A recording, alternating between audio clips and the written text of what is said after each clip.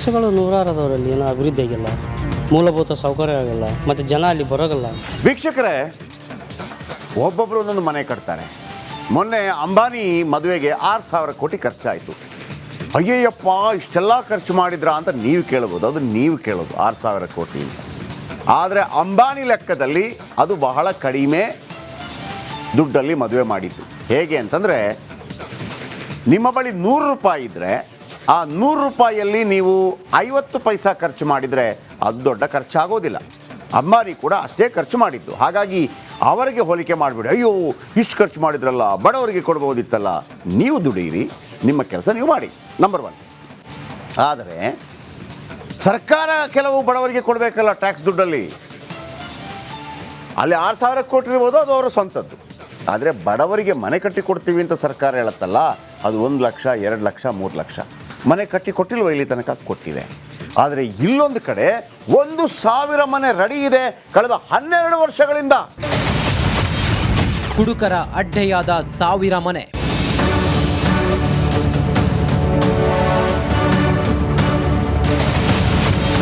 ಕೋಟಿ ಕೋಟಿ ದುಡ್ಡು ಮಣ್ಣು ಪಾಲು.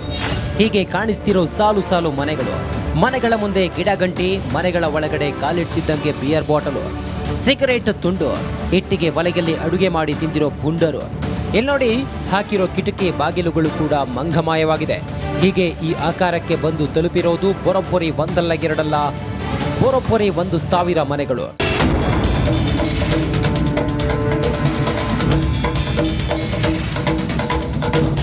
ಕೊಪ್ಪಳ ನಗರದ ವಸತಿ ರಹಿತ ನಿರಾಶ್ರಿತರಿಗೆ ನೀಡಲು ಹಿರೇಸಿಂದೋಗಿ ರಸ್ತೆಯಲ್ಲಿ 1,000 ಮನೆಗಳನ್ನು ನಿರ್ಮಾಣ ಮಾಡಿ ಬರೋಬ್ಬರಿ 12 ವರ್ಷ ಕಳೆದಿದೆ. ಆದರೆ ಇದುವರೆಗೂ ಆ ಮನೆಗಳು ಬಡವರಿಗೆ ಸೇರಿಲ್ಲ. ಅರ್ಧಂಬರ್ಧ ಕಟ್ಟಿರೋ ಮನೆಗಳು ಸಹ ಬಿದ್ದು ಹೋಗುವ ಹಂತ ತಲುಪಿವೆ. ಈ ಮನೆಗಳು ಕುಡುಕರಿಗೆ ಅನೈತಿಕ ಚಟುವಟಿಕೆಗಳ ಅಡ್ಡೆಯಾಗಿ ಬಿಟ್ಟಿದೆ. ಕೋಟಿ ಕೋಟಿ ವೆಚ್ಚದಲ್ಲಿ ನಿರ್ಮಿಸಿದ ಮನೆಗಳನ್ನ ಜನರಿಗೆ ನೀಡಲು ನಗರಸಭೆ ಅಧಿಕಾರಿಗಳು ಮುಂದಾಗ್ತಿಲ್ಲ. ಕೂಡಲೇ ಸರ್ಕಾರ ಎಚ್ಚೆತ್ತು ಈ ಮನೆಗಳನ್ನ ನಿರಾಶ್ರಿತರಿಗೆ ನೀಡಬೇಕು ಎಂದು ಆಗ್ರಹಿಸಿದ್ದಾರೆ. ಡ್ರಿಂಕ್ಸು ಆಮೇಲೆ ಅನ್ನುವ ಚಟುವಟಿಕೆಗಳು ನೂರಾರು ನಡೀತಾವೆ. ಕೂಡಲೇ ಸಂಬಂಧಪಟ್ಟಾರ ಅದಕ್ಕೆ ಗಮನ ಹರಿಸಿ ಕೂಡಲೇ ಅದನ್ನು ಮೂಲಭೂತ ಸೌಕರ್ಯ ಮಾಡಿ ಫಲಾನುಭವಿಗಳಿಗೆ ಹಂಚಿ ಕೊಡ್ಬೋದು ಅಂತ ನಮ್ಮ ತೊಗೊಂಡಾರ್ರಿ. 30,000 ರೂಪಾಯಿ ಫಲಾನುಭವಿಗಳು ಕಟ್ಟ್ಯಾರ್ರಿ. ಒಬ್ಬೊಬ್ಬರು ತಾಳಿ ಮಾರಿ ಕಟ್ಟ್ಯಾರ, ಒಬ್ಬೊಬ್ರು ಬೂಡಿ ಕಟ್ಟಿಟ್ಟು ಬೆಂಡಾಲಿ ಬಂಗಾರ ಮನೆಯೂ ಎಲ್ಲ ಒತ್ತಿಟ್ಟು ಕಟ್ಟ್ಯಾರ್ರಿ. ಇಲ್ಲಿವಾಗ ಫಲಾನುಭವಿಗೆ ಇನ್ನೂ ಮುಟ್ಟಿಲ್ರಿ. 2012ರಲ್ಲಿ ರಾಜೀವ್ ಗಾಂಧಿ ವಸತಿ ಯೋಜನೆಯಲ್ಲಿ ಈ ಮನೆಗಳನ್ನು ನಿರ್ಮಾಣ ಮಾಡಲಾಗಿದೆ. ಪೂರ್ಣ ಪ್ರಮಾಣದಲ್ಲಿ ನಿರ್ಮಾಣವಾದ ಬಳಿಕ ವಸತಿ ರಹಿತರಿಗೆ ಹಸ್ತಾಂತರ ಮಾಡಬೇಕಿತ್ತು. ಆದರೆ ಈ ಮನೆಗಳ ಸಂಪೂರ್ಣ ಕಾಮಗಾರಿಯು ಮುಗಿದಿಲ್ಲ. ಮೂಲಭೂತ ಸೌಕರ್ಯವನ್ನು ಒದಗಿಸಿಲ್ಲ. ಮನೆ ಸುತ್ತ ಜಾಲಿ ಗಂಟಿಗಳು ಬೆಳೆದು ಭೂತ ಬಂಗಲೆಯಂತಾಗಿದೆ. ಕೊಪ್ಪಳ ನಗರದಲ್ಲಿ ವಸತಿ ರಹಿತ ನಿರಾಶ್ರಿತರ ಸಂಖ್ಯೆಯೂ ಹೆಚ್ಚಾಗಿದ್ದು, ವಸತಿಗಾಗಿ ಹಲವು ಪ್ರತಿಭಟನೆಗಳು ನಡೆಯುತ್ತಲೇ ಇವೆ. ದಪ್ಪ ಚರ್ಮದ ಅಧಿಕಾರಿಗಳ ನೌಟಂಕಿ ನಾಟಕದಿಂದ ಕೋಟ್ಯಾಂತರ ರೂಪಾಯಿ ಮಣ್ಣು ಪಾಲಾಗ್ತಿದೆ. ಒಂದು ಮನೆಗೆ 1 ಲಕ್ಷ ಅಪ್ರಾಕ್ಸಿಮೇಟ್ಲಿ ಅಂತಂದ್ರೂ ಕೂಡ 100 ಮನೆಗೆ 1 ಕೋಟಿ ರೂಪಾಯಿ ಆಗುತ್ತೆ ಅಲ್ವಾ? 100 ಮನೆಗೆ 1 ಕೋಟಿ ರೂಪಾಯಿ ಆಗುತ್ತೆ.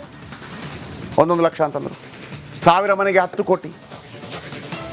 10 ಕೋಟಿ ಒಂದು ವೇಳೆ ಅದು 2 ಲಕ್ಷದ ಮನೆ ಆದರೆ 20 ಕೋಟಿ.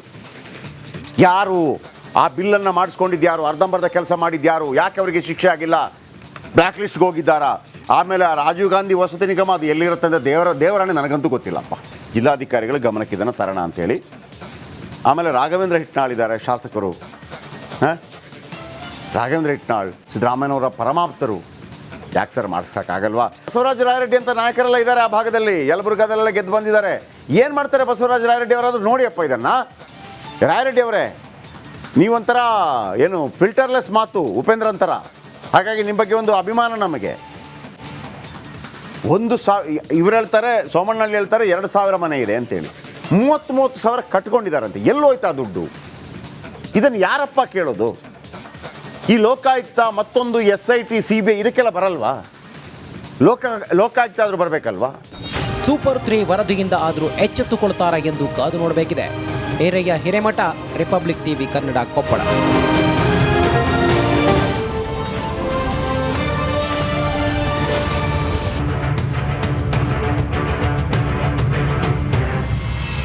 ಸಮಸ್ಯೆಗಳು ನೂರಾರು ಅದವರಲ್ಲಿ ಏನೋ ಅಭಿವೃದ್ಧಿ ಆಗಿಲ್ಲ, ಮೂಲಭೂತ ಸೌಕರ್ಯ ಆಗಿಲ್ಲ, ಮತ್ತು ಜನ ಅಲ್ಲಿ ಬರೋಗಲ್ಲ. ವೀಕ್ಷಕರೇ, ಒಬ್ಬೊಬ್ಬರು ಒಂದೊಂದು ಮನೆ ಕಟ್ತಾರೆ. ಮೊನ್ನೆ ಅಂಬಾನಿ ಮದುವೆಗೆ 6,000 ಕೋಟಿ ಖರ್ಚಾಯಿತು. ಅಯ್ಯಯ್ಯಪ್ಪ ಇಷ್ಟೆಲ್ಲ ಖರ್ಚು ಮಾಡಿದ್ರಾ ಅಂತ ನೀವು ಕೇಳ್ಬೋದು. ಅದು ನೀವು ಕೇಳೋದು 6,000 ಕೋಟಿ ಅಂತ. ಆದರೆ ಅಂಬಾನಿ ಲೆಕ್ಕದಲ್ಲಿ ಅದು ಬಹಳ ಕಡಿಮೆ ದುಡ್ಡಲ್ಲಿ ಮದುವೆ ಮಾಡಿದ್ದು. ಹೇಗೆ ಅಂತಂದರೆ, ನಿಮ್ಮ ಬಳಿ 100 ರೂಪಾಯಿ ಇದ್ದರೆ ಆ 100 ರೂಪಾಯಿಯಲ್ಲಿ ನೀವು 50 ಪೈಸಾ ಖರ್ಚು ಮಾಡಿದರೆ ಅದು ದೊಡ್ಡ ಖರ್ಚಾಗೋದಿಲ್ಲ. ಅಂಬಾನಿ ಕೂಡ ಅಷ್ಟೇ ಖರ್ಚು ಮಾಡಿದ್ದು. ಹಾಗಾಗಿ ಅವರಿಗೆ ಹೋಲಿಕೆ ಮಾಡಿಬಿಡಿ, ಅಯ್ಯೋ ಇಷ್ಟು ಖರ್ಚು ಮಾಡಿದ್ರಲ್ಲ, ಬಡವರಿಗೆ ಕೊಡ್ಬೋದಿತ್ತಲ್ಲ. ನೀವು ದುಡೀರಿ, ನಿಮ್ಮ ಕೆಲಸ ನೀವು ಮಾಡಿ, ನಂಬರ್ 1. ಆದರೆ ಸರ್ಕಾರ ಕೆಲವು ಬಡವರಿಗೆ ಕೊಡಬೇಕಲ್ಲ ಟ್ಯಾಕ್ಸ್ ದುಡ್ಡಲ್ಲಿ. ಅಲ್ಲಿ 6,000 ಕೊಟ್ಟಿರ್ಬೋದು, ಅದು ಅವರ ಸ್ವಂತದ್ದು. ಆದರೆ ಬಡವರಿಗೆ ಮನೆ ಕಟ್ಟಿ ಕೊಡ್ತೀವಿ ಅಂತ ಸರ್ಕಾರ ಹೇಳುತ್ತಲ್ಲ, ಅದು 1 ಲಕ್ಷ 2 ಲಕ್ಷ 3 ಲಕ್ಷ ಮನೆ ಕಟ್ಟಿ ಕೊಟ್ಟಿಲ್ವ? ಇಲ್ಲಿ ತನಕ ಕೊಟ್ಟಿದೆ. ಆದರೆ ಇಲ್ಲೊಂದು ಕಡೆ 1,000 ಮನೆ ರೆಡಿ ಇದೆ ಕಳೆದ 12 ವರ್ಷಗಳಿಂದ. ಕುಡುಕರ ಅಡ್ಡೆಯಾದ 1000 ಮನೆ.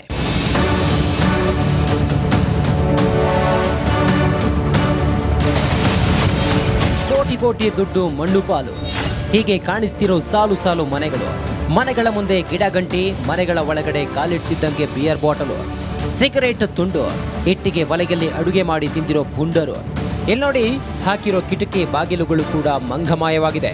ಹೀಗೆ ಈ ಆಕಾರಕ್ಕೆ ಬಂದು ತಲುಪಿರೋದು ಬರೋಬ್ಬರಿ 1 ಅಲ್ಲ 2 ಅಲ್ಲ, ಬರೋಬ್ಬರಿ 1,000 ಮನೆಗಳು.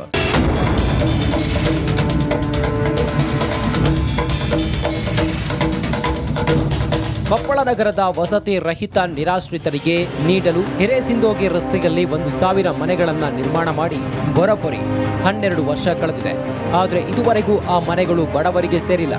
ಅರ್ಧಂಬರ್ಧ ಕಟ್ಟಿರೋ ಮನೆಗಳು ಸಹ ಬಿದ್ದು ಹೋಗುವ ಹಂತ ತಲುಪಿವೆ. ಈ ಮನೆಗಳು ಕುಡುಕರಿಗೆ ಅನೈತಿಕ ಚಟುವಟಿಕೆಗಳ ಅಡ್ಡೆಯಾಗಿ ಬಿಟ್ಟಿದೆ. ಕೋಟಿ ಕೋಟಿ ವೆಚ್ಚದಲ್ಲಿ ನಿರ್ಮಿಸಿದ ಮನೆಗಳನ್ನು ಜನರಿಗೆ ನೀಡಲು ನಗರಸಭೆ ಅಧಿಕಾರಿಗಳು ಮುಂದಾಗ್ತಿಲ್ಲ. ಕೂಡಲೇ ಸರ್ಕಾರ ಎಚ್ಚೆತ್ತು ಈ ಮನೆಗಳನ್ನು ನಿರಾಶ್ರಿತರಿಗೆ ನೀಡಬೇಕು ಎಂದು ಆಗ್ರಹಿಸಿದ್ದಾರೆ.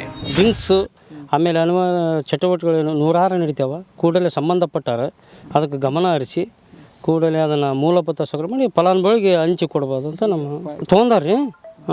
30,000 ರೂಪಾಯಿ ಫಲಾನುಭವಿಗಳು ಕಟ್ಟ್ಯಾರ್ರಿ.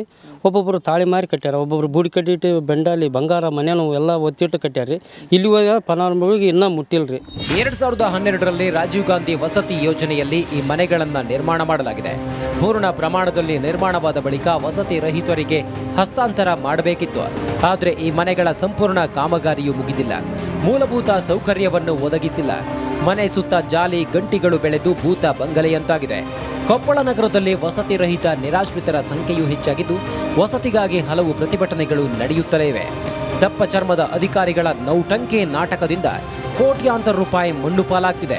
ಒಂದು ಮನೆಗೆ 1 ಲಕ್ಷ ಅಪ್ರಾಕ್ಸಿಮೇಟ್ಲಿ ಅಂತಂದ್ರೂ ಕೂಡ 100 ಮನೆಗೆ 1 ಕೋಟಿ ರೂಪಾಯಿ ಆಗುತ್ತೆ ಅಲ್ವಾ? 100 ಮನೆಗೆ 1 ಕೋಟಿ ರೂಪಾಯಿ ಆಗುತ್ತೆ. 1 ಲಕ್ಷ ಅಂತಂದ್ರು 1000 ಮನೆಗೆ 10 ಕೋಟಿ. 10 ಕೋಟಿ. ಒಂದು ವೇಳೆ ಅದು 2 ಲಕ್ಷದ ಮನೆ ಆದರೆ 20 ಕೋಟಿ. ಯಾರು ಆ ಬಿಲ್ಲನ್ನು ಮಾಡಿಸ್ಕೊಂಡಿದ್ಯಾರು? ಅರ್ಧಂಬರ್ಧ ಕೆಲಸ ಮಾಡಿದ್ಯಾರು? ಯಾಕೆ ಅವರಿಗೆ ಶಿಕ್ಷೆ ಆಗಿಲ್ಲ? ಬ್ಲ್ಯಾಕ್ ಲಿಸ್ಟ್ಗೆ ಹೋಗಿದ್ದಾರಾ? ಆಮೇಲೆ ರಾಜೀವ್ ಗಾಂಧಿ ವಸತಿ ನಿಗಮ ಅದು ಎಲ್ಲಿರುತ್ತೆ ಅಂದರೆ ದೇವರಾಣೆ ನನಗಂತೂ ಗೊತ್ತಿಲ್ಲಪ್ಪ. ಜಿಲ್ಲಾಧಿಕಾರಿಗಳ ಗಮನಕ್ಕೆ ಇದನ್ನು ತರೋಣ ಅಂತೇಳಿ. ಆಮೇಲೆ ರಾಘವೇಂದ್ರ ಹಿಟ್ನಾಳ್ ಇದ್ದಾರೆ ಶಾಸಕರು. ರಾಘವೇಂದ್ರ ಹಿಟ್ನಾಳ್ ಸಿದ್ದರಾಮಯ್ಯನವರ ಪರಮಾಪ್ತರು. ಯಾಕೆ ಸರ್ ಮಾಡಿಸೋಕ್ಕಾಗಲ್ವಾ? ಬಸವರಾಜ ರಾಯರೆಡ್ಡಿ ಅಂತ ನಾಯಕರೆಲ್ಲ ಇದ್ದಾರೆ ಆ ಭಾಗದಲ್ಲಿ. ಯಲಬುರ್ಗಾದಲ್ಲೆಲ್ಲ ಗೆದ್ದು ಬಂದಿದ್ದಾರೆ. ಏನು ಮಾಡ್ತಾರೆ ಬಸವರಾಜ ರಾಯರೆಡ್ಡಿ ಅವರಾದ್ರೂ ನೋಡಿಯಪ್ಪ ಇದನ್ನು. ರಾಯರೆಡ್ಡಿ ಅವರೇ, ನೀವೊಂಥರ ಏನು ಫಿಲ್ಟರ್ಲೆಸ್ ಮಾತು ಉಪೇಂದ್ರ ಅಂತರ. ಹಾಗಾಗಿ ನಿಮ್ಮ ಬಗ್ಗೆ ಒಂದು ಅಭಿಮಾನ ನಮಗೆ. 1,000 ಇವ್ರು ಹೇಳ್ತಾರೆ, ಸೋಮಣ್ಣಳ್ಳಿ ಹೇಳ್ತಾರೆ 2,000 ಮನೆ ಇದೆ ಅಂತೇಳಿ. 30,000 ಕಟ್ಕೊಂಡಿದ್ದಾರಂತೆ. ಎಲ್ಲೋಯ್ತಾ ದುಡ್ಡು? ಇದನ್ನು ಯಾರಪ್ಪ ಕೇಳೋದು? ಈ ಲೋಕಾಯುಕ್ತ ಮತ್ತೊಂದು SIT CBI ಇದಕ್ಕೆಲ್ಲ ಬರಲ್ವಾ? ಲೋಕಾಯುಕ್ತ ಆದರೂ ಬರಬೇಕಲ್ವಾ? ಸೂಪರ್ 3 ವರದಿಯಿಂದ ಆದರೂ ಎಚ್ಚೆತ್ತುಕೊಳ್ತಾರಾ ಎಂದು ಕಾದು ನೋಡಬೇಕಿದೆ. Hiremath, republic TV Kannada, Koppal.